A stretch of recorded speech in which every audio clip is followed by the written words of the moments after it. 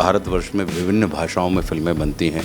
तमिल, तेलुगु से लेके कन्नड़, गुजराती, मराठी से लेके असमिया तक। तो प्रत्येक भाषा में परमात्मा श्री राम, मर्यादा पुरुषोत्तम श्री राम या रामायण के ऊपर फिल्में बनी हैं। टेलीविज़न सीरीज़ बनती रही हैं। जब से हमारे यहाँ टेलीविज़न शुरू हुआ वापस, तो अगर आप देखें तो रामानंद सागर जी उसके बाद भी लगातार रामायण के ऊपर लगातार सीरीज़ बनती रही हैं, चाहे वो सिया का राम हो या अभी श्रीमद् भागवत रामायण के नाम से चल रहा हो। तो कहने का अर्थ ये है, रामायण के ऊपर विभिन्न अभिनेताओं ने विभिन्न समय में लगातार काम करते रहे हैं। तो रामायण एक ऐसा महाकाव्य है जो पहले भी प्रासंगिक था, आज भी प्रासंगिक है और आगे भी प्रासंगिक रहेगा। सर, स्वागत है आपका न्यू इंडिया न्यूज़ पे। बहुत बहुत धन्यवाद कबीर। सर, हमारे राम, अभी इस वक्त पूरा भारत राममय है और 22 जनवरी को प्रभु श्री राम जी की अयोध्या में प्राण प्रतिष्ठा भी हुई थी। क्या लगता है आपको कि प्रभु श्री राम जी को कुछ लोग 200, 500, 1000 लोग एक थिएटर में देखें, ये आपकी जो स्टोरी है सर, आपका परफॉर्मेंस है, पूरा भारत 140 करोड़ की जनता तक पहुंचना चाहिए, कैसे हो पाए? देखिए, परमात्मा श्री राम का जो चरित्र और रामायण जो है वो ऐसा नहीं है कि सिर्फ अभी घटित हो रही है। अगर आप 1977 और उसके पहले भी चले जाएंगे तो रामायण के ऊपर लगातार फिल्में बनती रही हैं। भारतवर्ष में विभिन्न भाषाओं में फिल्में बनती हैं। तमिल, तेलुगु से लेके कन्नड़, गुजराती, मराठी से लेके असमिया तक। तो प्रत्येक भाषा में परमात्मा श्री राम, मर्यादा पुरुषोत्तम श्री राम या रामायण के ऊपर फिल्में बनी हैं। टेलीविज़न सीरीज़ बनती रही हैं। जब से हमारे यहाँ टेलीविज़न शुरू हुआ वापस, तो अगर आप देखें तो रामानंद सागर जी उसके बाद भी लगातार रामायण के ऊपर लगातार सीरीज़ बनती रही हैं, चाहे वो सिया का राम हो या अभी श्रीमद् भागवत रामायण के नाम से चल रहा हो। तो कहने का अर्थ ये है, रामायण के ऊपर विभिन्न अभिनेताओं ने विभिन्न समय में लगातार काम करते रहे हैं। तो रामायण एक ऐसा महाकाव्य है जो पहले भी प्रासंगिक था, आज भी प्रासंगिक है और आगे भी प्रासंगिक रहेगा।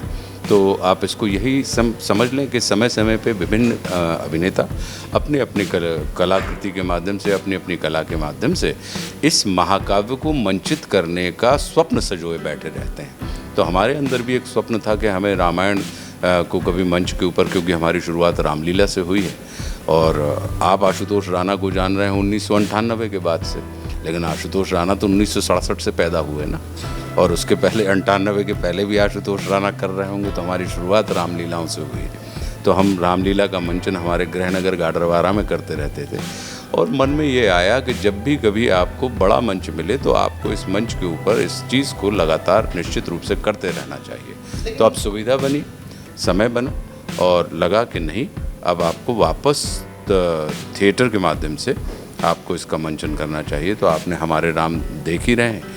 इसके अभी तक 34 शो हम लोग कर चुके हैं, मुंबई, दिल्ली और उज्जैन में मिला के, और ये बड़ी कृपा है दर्शकों की, परमपिता परमात्मा की, देवादिदेव महादेव की, मर्यादा पुरुषोत्तम राम की, कि 34 के 34 शोज़ अभी तक हाउसफुल गए हैं और लोगों ने बहुत अच्छा प्रतिसाद दिया है। हमारे इस प्रयास को बहुत सराहा है। आपकी इस लाइव परफॉर्मेंस को, इस थिएटर प्ले को बहुत ही लोगों ने सराहा है, हाउसफुल भी रहा है। और हमने ये देखा, क्योंकि हम भी शो को देख रहे थे, कि एक भी ऑडियंस है ना सर, है ना, उठ करके नहीं गया।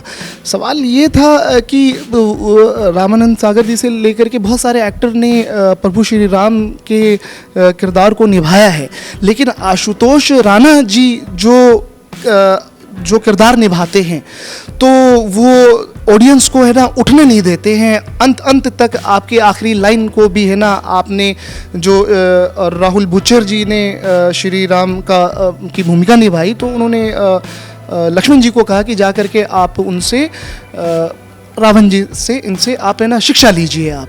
तो उस अंतिम लाइन जो कार्यक्रम का समापन था, उसको भी सर बड़े ध्यान से लोगों ने सुना। और आपकी जो स्टेज पे जब सबका इंट्रोडक्शन हो रहा था पूरी टीम का, तब भी आपके एक एक शब्दों को है ना बड़े ध्यान से लोग सुनते हैं, पूरा भारत सुनता है सर। इतना प्रेम जो जनता में जगह सर, उसके पीछे की मेहनत भी बताइए सर, क्योंकि बहुत सारे लोग हैं ना, इंस्पायरिंग एक्टर हैं, बनना चाहते हैं, आपको प्रेरणा स्रोत मानते हैं। क्या करें वो, कैसे आपके जैसा बने, आप कामयाब हो?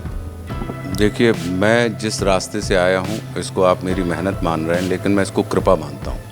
कुछ लोगों को कर्म से मिलता है कुछ लोगों को भाग्य से मिलता है, और एक और तीसरी श्रेणी होती है, कुछ लोगों को कृपा से मिलता है। तो इसको अब कैसे समझेंगे हम जनरली कृपा को आज की तारीख में महत्व नहीं देते हैं, लेकिन कृपा सर्वाधिक महत्वपूर्ण होती है। जैसे अगर आपको ये लाइट जलानी है, पंखा चलाना है, तो आप 2 पिन से काम चला लेंगे, लेकिन अगर आपको हाई वोल्टेज पावर चाहिए तो 2 पिन से नहीं चलता काम, आपको 3 पिन लगानी पड़ती हैं, है ना। तो एक प्लस वायर होता है, एक माइनस वायर होता है, और फिर तीसरा जो न्यूट्रल वायर कहलाता है, अगर उस न्यूट्रल वायर को नहीं लगाएंगे तो जितनी लाइट आपके पास है उतना भी वो फ्यूज़ उड़ा देगी और आप गुप्त अंधकार में हो जाएंगे।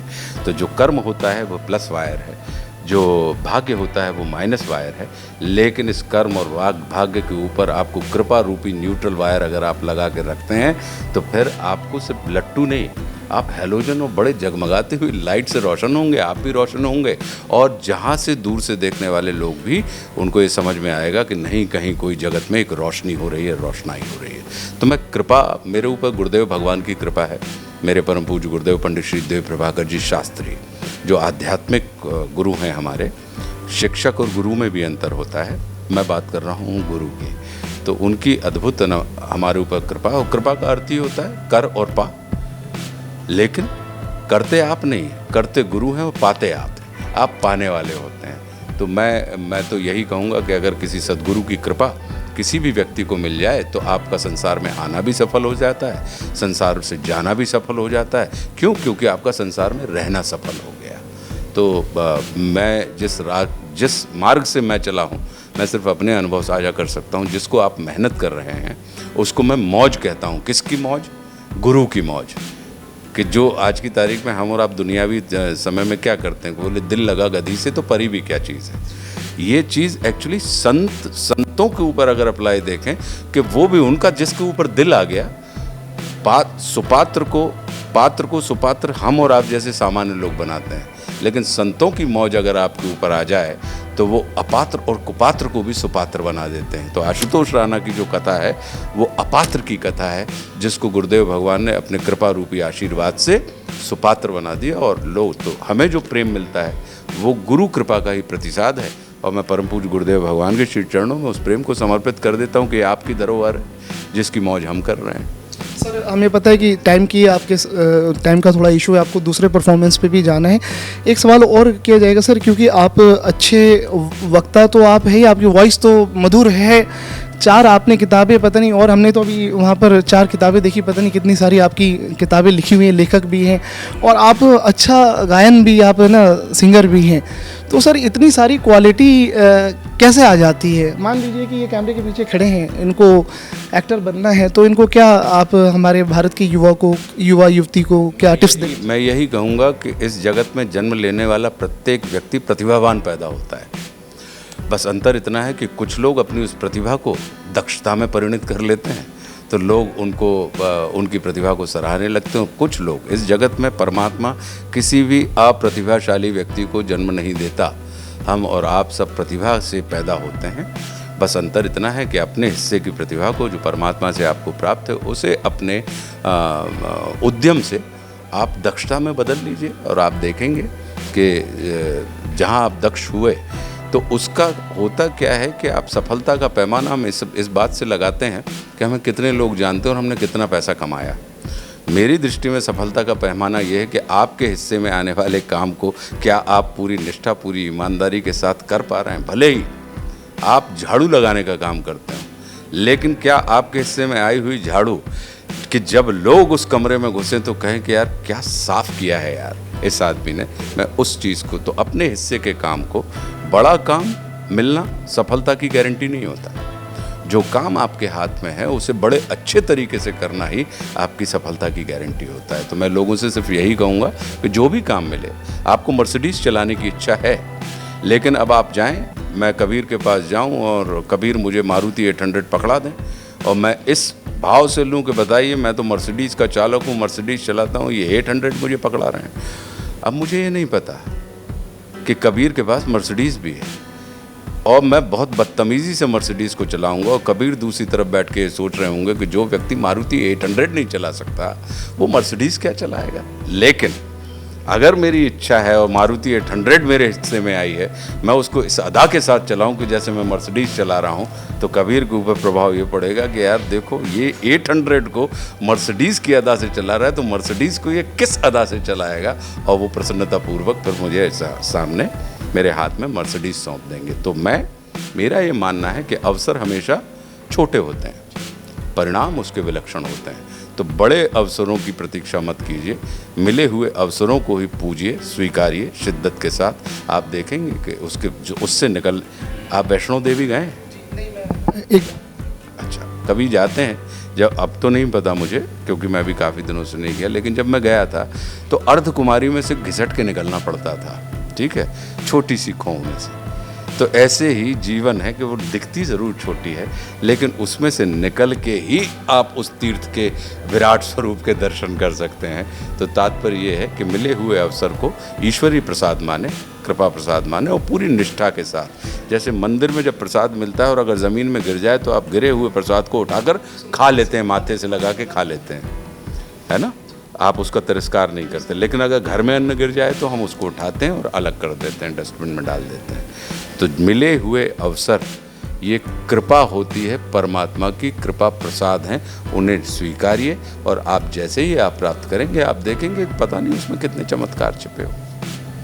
सर, आपके लाइफ का जो 1967 से मतलब 67 से लेकर के जो 98 तक का सफ़र है वो हम किसी और दिन सुनवाएंगे, क्योंकि आपकी वाणी एक एक शब्द बड़े बहुमूल्य होते हैं। समय का अभाव है, और हमारे दर्शकों को और हमारी युवा पीढ़ी को आप क्या संदेश देना चाहेंगे अंत में? मैं यही कहना चाहूँगा कि इच्छा और क्षमता दो अलग अलग चीज़ें होती हैं। आवश्यक नहीं है कि जिस कार्य को करने की आपके अंदर इच्छा हो उसे करने की आपके अंदर क्षमता भी हो, या जिस कार्य को करने की आपके अंदर क्षमता हो उसे करने की इच्छा भी हो, ठीक। तो इच्छा और क्षमता के बीच का विरोध ही हमारे दुख का कारण होता है। तो जिस कार्य को करने की इच्छा है उसे करने की क्षमता पैदा कर लीजिए, या जिस कार्य को करने की क्षमता है उसे करने की इच्छा पैदा कर लीजिए। आप देखेंगे कि जीवन में आप सुखी हो जाएंगे। So much sir joining with us, thank you so much. बहुत बहुत धन्यवाद। बहुमूल्य आपने वो कहते हैं ना कि जो प्रखार पंडित ज्ञानी और भगवान ने आपको वो चीज़ दी, और आपकी बातें हम और भी चारों तरफ फैल जाती हैं और हमारे युवाओं को वो पहुंचती है। Thank you so much sir, आपने बहुत बहुमूल्य समय दिया, और बहुत बहुत थैंक यू सो मच।